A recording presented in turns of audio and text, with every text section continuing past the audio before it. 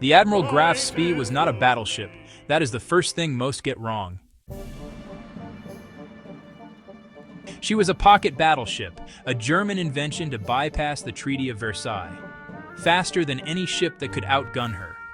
Heavier guns than any ship that could catch her. In December 1939, she limped into neutral Montevideo after a battle that should have been a minor engagement. Instead, it became a propaganda disaster that ended with the ship scuttled and her captain dead by his own hand. In the first 3 months of the war, she had sunk 9 British merchant ships without killing a single crewman. That restraint was deliberate, and it backfired. The battle that followed was not a great naval victory.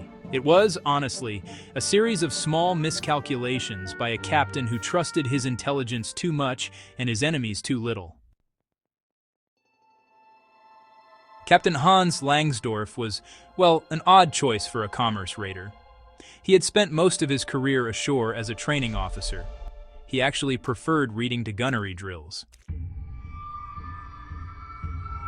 Langsdorff's standing order was unambiguous. Stop merchant ships, take their crews aboard, and only fire if they transmitted a distress signal. He really meant it. By December, the Graf Spee had over 300 prisoners living aboard. They ate the same food as the German sailors. That charity cost Langsdorff later. The British knew roughly where the Graf Spee was operating, but the South Atlantic is vast. Finding one ship required luck or a mistake. Langsdorff made his mistake on the morning of December 13th. He received a radio intercept suggesting a British convoy was assembling off the plate. He decided to attack at dawn. What he saw at 7:15 in the morning were not convoy escorts. They were 3 British cruisers, the Exeter, the Ajax, and the Achilles. Langsdorff had a choice. He could break off or engage. His ship outgunned any one of them. But you know, the 3 together carried 18 6-inch guns to his 6 11-inch guns. He engaged, and he made his second mistake. He split his fire between the Exeter and the 2 light cruisers. Concentration of fire is basic naval doctrine. He ignored it. The Exeter took enormous punishment. A direct hit killed her entire bridge crew, but she kept closing the range, firing her remaining aft turret manually.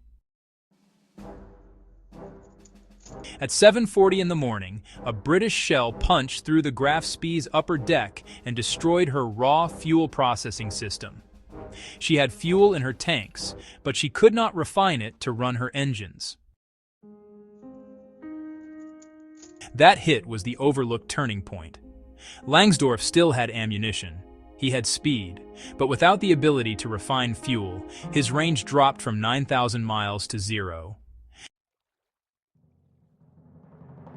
At 7:55 in the morning, Langsdorff broke off. He had damaged the Exeter badly enough that she would later need a whole year of repairs. But, you know, he had not sunk a single enemy ship.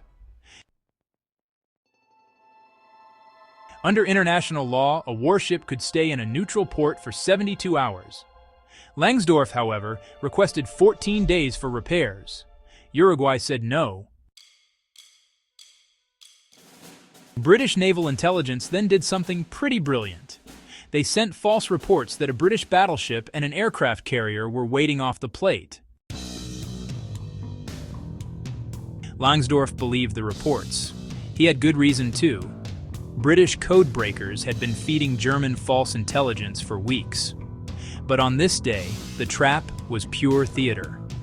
There were no heavy British ships within 2,000 miles. On the evening of December 17th, Langsdorff ordered the Graf Spee to sea. But instead of fighting, he took her to the mouth of the plate and gave the order to scuttle. The crew rowed to Argentine shore. No one died in the scuttling. The ship burned for 3 days. 2 days later, Langsdorff wrote letters to his family and his superiors, laid out his dress uniform, and shot himself. His last words, reportedly, "A captain's honor is not negotiable." The Battle of the River Plate is often called a British victory. That is generous, a draw at best. The Graf Spee was scuttled by her own captain, not sunk by enemy fire. But the real lesson was psychological. Langsdorff was an honorable man commanding a ship built for a dishonorable regime. He could not reconcile the two. Every navy today teaches its captains the legal and ethical rules of commerce raiding. They use Langsdorff as the example. What happens when honor and orders collide? The surviving crew of the Graf Spee lived long lives. Most of them never stopped defending their captain, not because he won, but because he tried to fight cleanly in a dirty war. That attempt cost him his career, his ship, and his life.